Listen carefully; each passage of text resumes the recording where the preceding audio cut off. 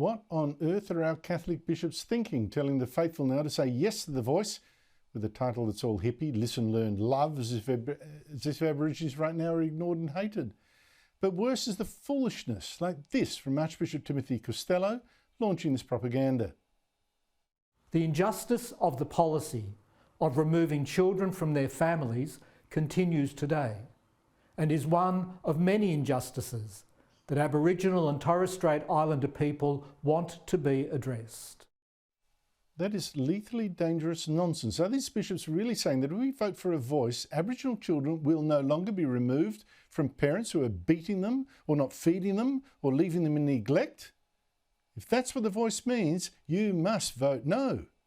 Joining me is Rowan Dean, editor of Spectator Australia and host of Outsiders here on Sky News every Sunday at 9 a.m. Rowan, there's another line from that Archbishop that I think totally misrepresents reality today to make us do something stupid tomorrow. Here it is. If there is to be an end to centuries of injustice, Aboriginal and Torres Strait Islander peoples need to be welcomed from the margins into the centre.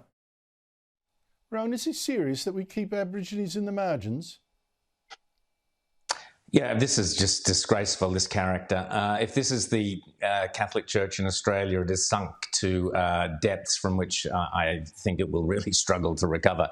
As you pointed out, the question, there are many, many children, Indigenous, non-Indigenous, who would desperately love to be removed from the hellhole that they find themselves in. And as a society, as a caring, compassionate, generous society, Australia and Western societies have for a long time struggled as to the best way to do that. You have to take each case by its own, but to say blanket, some kind of blanket thing that, oh, Indigenous children should never be taken from their homes because there were, alleged stolen generations in the past is just so evil, is the only word for it, because we need to help every child depending on the circumstances. If that child happens to be in a situation where they're with abusive Indigenous parents, then it would be the best thing for the state to step in and help, or someone else to step in and help.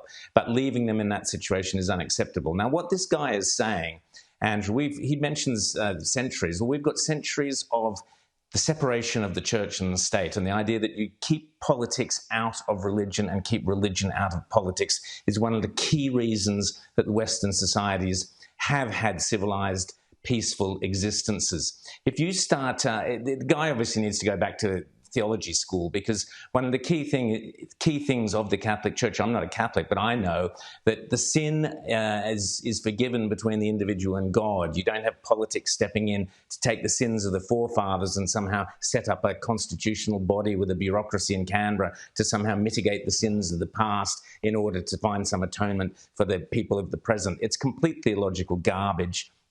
There is only one way in which the Catholic Church or any church should be approaching this, and that's individual conscience.